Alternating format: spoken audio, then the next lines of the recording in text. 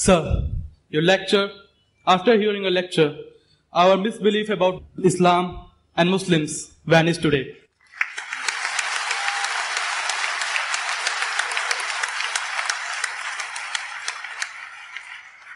Sir, my question is, what actually the word jihad means?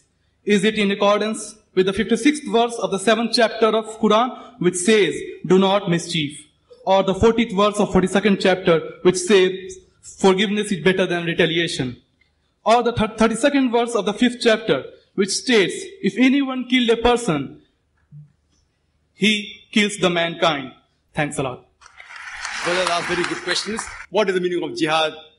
Does it not disagree with the quotations he gave of Mahabharata chapter 5 verse 32? Brother, as far as the word jihad is concerned, there's a misconception not only amongst the non-Muslims, but even among the Muslims. What most of the people think, that any war fought by any Muslim, for any reason, whether it be for his personal gain, whether it be for politics, whether it be for language, whether it be for color, it is called as jihad. Jihad does not mean any war fought by any Muslim. Jihad comes from the Arabic word jahada, which means to strive, which means to struggle. Like how we have jiddo jahad. So jihad basically means to strive, to struggle. And in the Islamic context, it means to strive against one's own evil inclination. It also means to strive to make the society better. It even includes to strive in the battlefield to fight in self-defense. Jihad also means to fight against oppression and tyranny. Jihad basically means to strive or struggle. Many people have misconception that jihad means holy war. And many people translate jihad as holy war. The Arabic word for holy war is harbun muqaddasa. If you read the Qur'an, nowhere in the Qur'an, not a single verse, nowhere in the authentic hadith of Muhammad sallallahu alaihi wasallam is this word harbun muqaddasa mentioned anywhere. There's no harbun muqaddasa at all. The translation of jihad is not holy war at all. This word holy war was first used by the historians to describe the crusades of the Christian, who spread Christianity and who killed thousands of people in the name of Christianity. Unfortunately today, many people, including so-called Muslim scholars, inverted commas, they translate jihad as holy war. It's a mistranslation. Yes, jihad means to strive, to struggle. One of the striving can include fighting. Fighting also should be in the way of Allah subhanahu wa ta'ala, that is qital fi sabilillah. Now regarding a question, that why does Islam encourage fighting and killing? And there are many critics of Islam who normally say, Islam is a ruthless religion. It always says that we should kill the non-Muslim wherever we find them. Many critics, including the critic of India, Arjun, and he writes in his book, The World of Fatwa, he quotes Surah Tawbah, chapter number 9, verse number 5, and says that the Qur'an says, wherever you find a Kafir, into bracket Hindu, that you kill them. And if you open the Qur'an, Surah Tawbah, chapter 9, verse number 5, and if you read, it does say, wherever you find a Kafir, you kill. But this is a quotation out of context.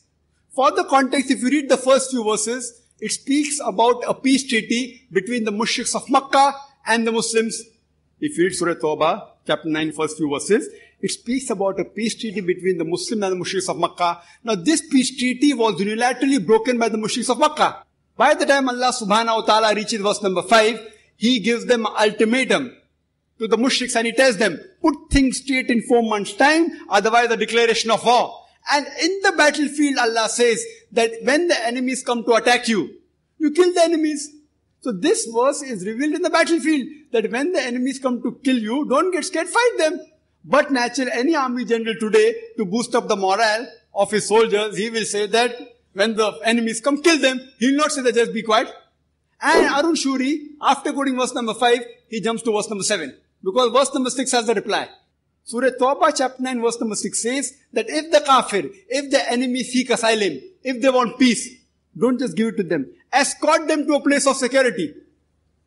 If the enemy wants peace or asylum, escort them to a place of security. Today, the most merciful army general, maximum will tell his soldiers that let the enemy go. Here Allah says, don't just let them go, escort them to a place of security. So whenever these verses are there of killing, including the verse of Surah Anfal, chapter 8, verse number 60, when they say that, prepare your steed and be prepared, attack the enemy. The next verse say, but if the enemy is inclined towards peace, you give it to them. So almost all the verses we talk about fighting. After that it says that if they want peace, peace is better. Now regarding your question, what about the verses of Surah Maida chapter 5 verse 32, Surah Nisa chapter 4 verse 40? that if anyone kills any human being, it's as though he has killed the whole of humanity. This is the basic rule of Islam. That if anyone kills any human being, whether it be a Muslim or non-Muslim, unless it be for murder or for creating mischief in the land, spreading corruption in the land, it is as though he has killed the whole of humanity. And if anyone saves any human being, it is as though he has saved the whole of humanity. If you read Mahabharata talks about thousands of verses of fighting. Thousands of verses. Many number of times more than what the Qur'an speaks. Mahabharata is a scripture, as you may be aware. It talks about a feud, a fight between the Pandavas and the Kauravas. The 5 brothers Pandavas and 100 brothers Kauravas fight. And Bhagavad Gita is a part of Mahabharata, 18 chapters in which Shri Krishna, Lord, he gives advice to Arjun. Arjun says in Bhagavad Gita chapter number 1, verse 42 to 46, that I would prefer getting killed unarmed rather than fighting my cousins. How can I fight my cousins? The Kauravas are my cousins. I would prefer getting killed unarmed rather than fight. Immediately Lord Krishna, you know what does he say? In chapter number 2, verse number 2 and 3, he says that how could such impure thought come in your mind? It is sinful. How could you become so impotent? How could your heart become so weak? So Lord Krishna says such thoughts are impotent. They are impure. They are sinful. It will prevent you from going to the heavenly planets, going to Jannah. After that, Bhagavad Gita, chapter number 2, verse number 31-33 says, he says, Lord Krishna, he says to Arjun, that it is the duty of a Kshatriya to fight. If he does not fight, he shall not go to heaven. And if you do not fight, you are doing a sin. So if you analyze in Bhagavad Gita, Krishna says that you have to fight. Imagine if I take verses of Bhagavad Gita and say that Lord Krishna tells Arjun that you have to kill your relatives. If I quote out of context, it will be devilish. But in context, it is Lord Krishna says that if you have to fight against falsehood, for the truth, you can fight against anyone, even if it be your relatives. So now in context, it makes sense that if you have to fight for justice, even if it be against your relatives, there's no problem. So that is the message of Bhagavad Gita and Mahabharata, fighting truth against falsehood. The moment I tell a Hindu about Mahabharata and Bhagavad Gita, he has the knowledge. He says, no, but Mahabharata and Bhagavad Gita is a fight between truth and falsehood. That is the same thing what's mentioned in the Qur'an. So moment I quote to you Bhagavad Gita, Mahabharata, you understand the Qur'an better. And furthermore, many people say, oh, this Qur'an talking about jihadis. If you do jihad, if you die, you go to Jannah.